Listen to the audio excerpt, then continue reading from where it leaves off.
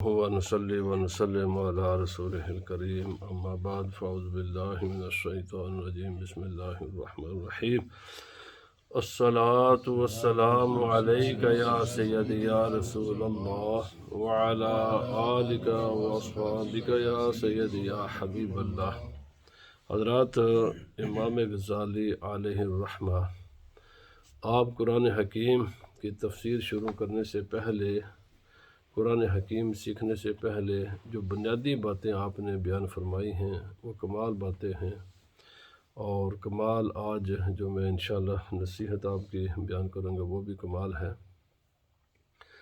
آپ نے ایک تو یہ فرمایا کہ کائنات کے جتنے بھی علوم ہیں، کوئی بھی علم کا نام ہو، کوئی بھی علم کی شاخ ہو، تمام علوم کا سر چشمہ، سب کا مرکز، سب کا منبع، مصدر، سب کی جڑ قرآن حکیم ہے۔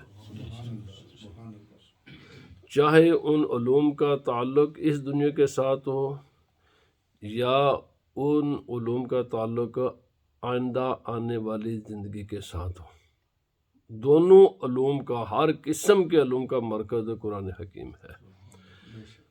اس سے نفع ہر انسان اپنے اپنے عقل کے مطابق حاصل کرتا ہے اور علوم حاصل کرتا ہے، لیکن یہاں پر ایک سوال پیدا ہوتا ہے جس کا جواب امام غزالی علیہ الرحمہ دیتے ہیں۔ پہلا سوال تو یہ میں نے عرض کر دیا، اور آج کے تھوڑا سا میں مزید یہ عرض کر کے نا پھر آگے اس سوال بھی عرض کرتا ہوں، اس کا جواب بھی دیتا ہوں۔ بات یہ امام غزالی فرماتے ہیں کہ یہ جو دعویٰ ہے کہ تمام علوم کا مرکز، مصدر، منبع، سرچشمہ قرآن حکیم ہے، فرمایا اس کو یوں سمجھو کہ جس طرح ماں باپ کے بغیر اولاد نہیں ہوتی، ماں باپ ہوتے ہیں، نر مادہ ہوتے ہیں، آگے پھر ان کی اولادیں ہوتی ہیں، پھر آگے ہر ایک کا مقدر ہے، کسی کی 2 ہو جائیں، کسی کے 5 ہو جائیں، کسی کے 10 ہو جائیں، کسی کے کتنے ہو جائیں۔ فرمایا جتنے بھی علوم ہیں نا، ان تمام علوم کا سر چشمہ اس کے ماں اور باپ 2 چیزیں ہیں، اور دونوں ہی کو قرآن حکیم نے بیان کیا ہے۔ فرمایا اس کے ماں باپ کیا ہیں؟ کوئی بھی علم ہے، علم کی کوئی بھی شاخ ہے، وہ ان دونوں کے سوا کہیں بھی نہیں ہے۔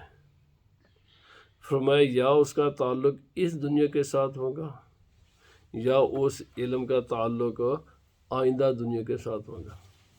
جب جو انسان ان 2 دنیوں پر ایمان نہیں رکھے گا یا اس کا عقیدہ نہیں ہے، وہ کبھی بھی مکمل علوم حاصل نہیں کر سکتا۔ اس لیے یہاں سے پہلے بات تو یہ سمجھ آ گئی۔ آپ فرماتے ہیں کہ جو اہل ایمان ہے نا، اہل اسلام، ان کے ہاں علوم بہت ہی محض زیادہ ہوں گے اہل کفر کی نسبت۔ کیوں؟ وجہ کہ وہ اس دنیا کو بھی بیان کرتے ہیں، اور اس دنیا کے ہر علم جو بھی غور و فکر کا سامان ہے اس دنیا میں، اس پر بھی غور و فکر کرتے ہیں، اور جو اس دنیا کے بعد والا جہان ہے اس پر بھی غور و فکر کرتے ہیں، اور علم نتیجہ ہے غور و فکر کا۔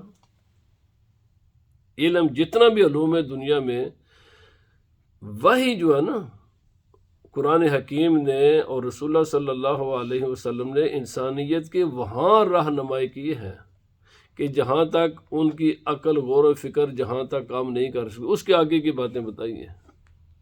جہاں تک انسان، اسی لیے میں مثال، میتھ ہے نا، میتھ کے بہت بڑی ایک PhD تک کی ڈگری ہے، اس کو بیان کیا ہے، لیکن اس کی تفصیلات بیان نہیں کی۔ کیوں؟ فرمایا اس لیے کہ انسان کا عقل خود انسان استعمال کرے اور اس کی گتھیاں انسان خود سلجھا سکتا ہے، خود سلجھا سکتا ہے۔ اس کے لیے نبی پاک صلی اللہ علیہ وسلم نے یا خدا تعالی نے قرآن مقدس میں اس کی تفصیل بیان نہیں فرمائی. فرمایا کیوں؟ اس لیے کہ انسان کو جب اللہ رب العزت نے دماغ دیا ہے، عقل دی ہے، تو ساتھ یہ حکم بھی دیا کہ اس کو استعمال کر.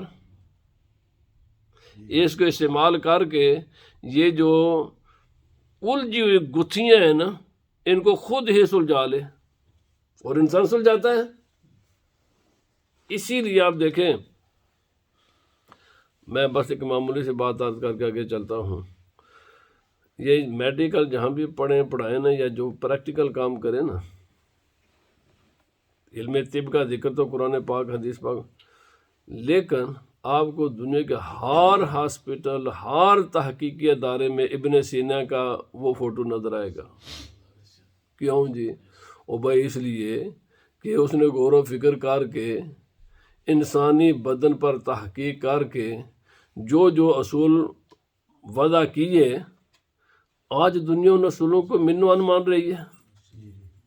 بلکہ کہتے ہیں وہ جو جراحی کے سرجری کے جو اوزار بنائے تھے نا، ان کا ڈیزائن بھی نہیں کوئی چینج کر سکا. وہ ڈیزائن بھی وہی ہیں. اب دیکھیں نا، غور و فکر ہے نا. اسی طرح یہ اسٹرانومی ہے، آسمان کے بارے میں علوم ہے. یہ تو یہ بھی مانتے ہیں کہ جو تحقیق اہل اسلام نے کی ہے آسمان کے بارے میں، فضا کے بارے میں، سپیس کے بارے میں، ہم ایک بال برابر بھی اس میں اضافہ نہیں کر سکے. بس ہم اسی کو آگے جب بڑھا رہے ہیں. اتنی پرفیکٹ ہے. کیوں جی؟ غور و فکر ہے.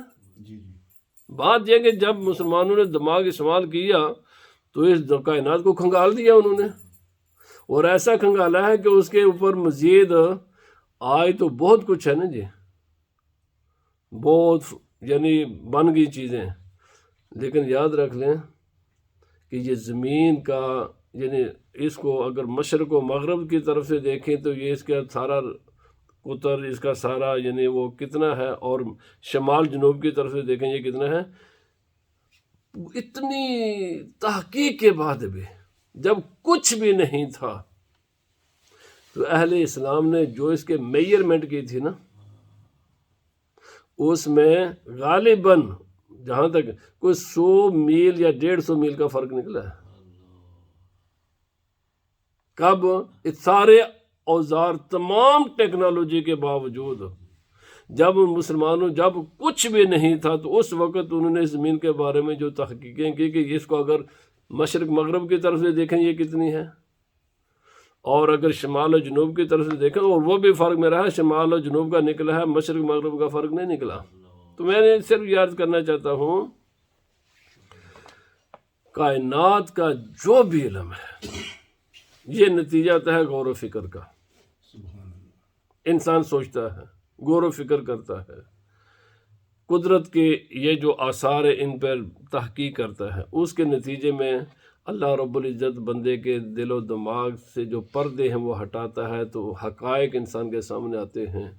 تو اس تمام دنیا کی علوم یہ غور و فکر کا نتیجہ ہے. پہلی بات یہ امام صاحب فرماتے ہیں. اسی طرح آخرت کا علم ہے. اب دنیا تو تمام اخروی علوم بھی وہ جہاں تک انسان کا ذہن کام کر سکتا تھا نا، اللہ رب العزت نے بیان نہیں فرمایا ان کی تفصیلات کو. نبی صلی اللہ علیہ وسلم فرمائے تم خود اپنا ذہن استعمال کرو، تاکہ تمہارے جو ذہن کی جو اللہ پاک نے ایک نعمت دی ہے اس کو استعمال کرو نا. بھائی پانی بھی کسی ایک گلاس میں فریش پانی رکھو گے نا، کچھ دنوں کے بعد وہ باسی ہو جائے گا، وہ پینے کے قابل نہیں رہے گا. یہ اللہ تعالیٰ کی ہر نعمت ایسے ہی ہے. کھانا بہترین کھانا بنا لو، استعمال نہیں کرو گے تو وہی باسی ہو جائے گا. اسی طرح بہترین فروٹ ہو، کوئی بھی کائنات کے آپ بہترین 5 لاکھ پاؤنڈ کی گاڑی لے آئے، استعمال نہیں کریں گے کچھ عرصے کے بعد رسٹ لگ کر وہ خراب ہو جائے گی. استعمال کرو گے ہو سکتا ہے وہ 100 سال بھی چلتے رہیں. یہی حال دماغ کا بھی ہے. اس کو کوئی جتنے زیادہ استعمال کرے گا یہ اتنے یہ فریش رہے گا، بلکہ اس کی قوت زیادہ ہوتی جاتی ہے. یاد رکھ لیں ہر چیز جب استعمال ہوتی ہے تو اس میں کمی آتی ہے، لیکن دماغ خدا تعالی نے ایسا بنایا ہے اس کو جتنا استعمال کرو یہ تیز ہوتا ہے، اس میں قوت زیادہ آتی ہے۔ تو اس لیے امام غزالی فرماتے ہیں چاہے علوم کا تعلق ہو اس دنیا کے ساتھ، چاہے تعلق ہو اس دنیا کے ساتھ، اللہ رب العزت نے، رسول اللہ صلی اللہ علیہ وسلم نے تمام کائنات یہ ان کے جو ہے نا انسان کو غور و فکر کی دعوت دے کر نا تحقیق کے دروازے کھولے ہیں، اور جب تحقیق کا دروازہ کھلا تو پھر دنیا کے ہزاروں علم وجود میں آئے، اور اسی طرح آخرت کا معاملہ ہے۔ اسی لیے اہل اسلام، یہاں پر میں عرض کرتا ہوں، مسلمان کا ذہن ہمیشہ کافر کے ذہن سے زیادہ وسیع ہوتا ہے۔ کیوں؟ مسلمان براڈ مائنڈڈ ہوتا ہے، یہ صرف پراپیگنڈے ہیں کہ مسلمان نیرو مائنڈ، مسلمان نیرو مائنڈڈ ممکن ہی نہیں ہے، ممکن ہی نہیں ہے کہ مسلمان نیرو مائنڈڈ ہو۔ کیوں؟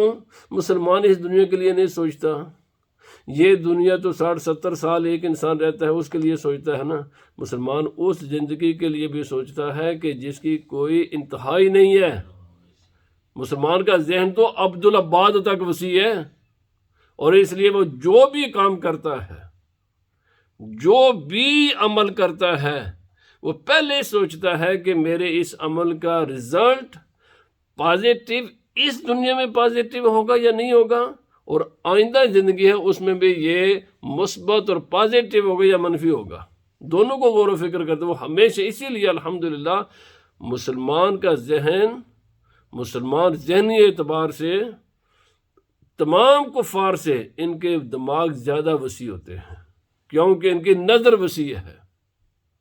یہ صرف 60-70 آپ دیکھ لیں، کسی بھی کافر کو دیکھ لیں، جس کا آخرت پر یقین نہیں ہے نا وہ پریشان ہوگا، وہ پریشان ہوگا، ہائے 70 سال کے بعد میں نے تو مر جانا ہے، تو جلدی شراب پیو، جلدی زنا کرو، جلدی یہ سارے دنیا کے مزے لوٹ لو، کیونکہ بس بڑی تیزی کے ساتھ میری زندگی جا رہی ہے۔ وہ ہر وقت پریشان رہتا ہے، کیوں؟ جب سوچتا نا میں نے تو مرنا ہے، مرنے سے تو چارہ نہیں ہے نا، وہ ہمیشہ پریشان رہے گا۔ اور مسلمان ہمیشہ امن سکون میں رہتا ہے، کیوں؟ اس کو پتہ ہے کہ میں نے تو مرنا ہے، چند دن قبر میں رہنا، اس کے بعد پھر میں نے زندہ ہو جانا ہے، اچھا پھر آگے رہنا، پھر میں نے ایسے پھر میرا آخری ٹھکانا تو جنت میں، جہاں صرف مزے ہیں۔ تو اس کو پریشانی کس کی ہے؟ وہ موت سے ڈرتا ہی نہیں ہے، وہ قبر سے نہیں ڈرتا، اس کو فکر ہی نہیں ہے۔ کیوں؟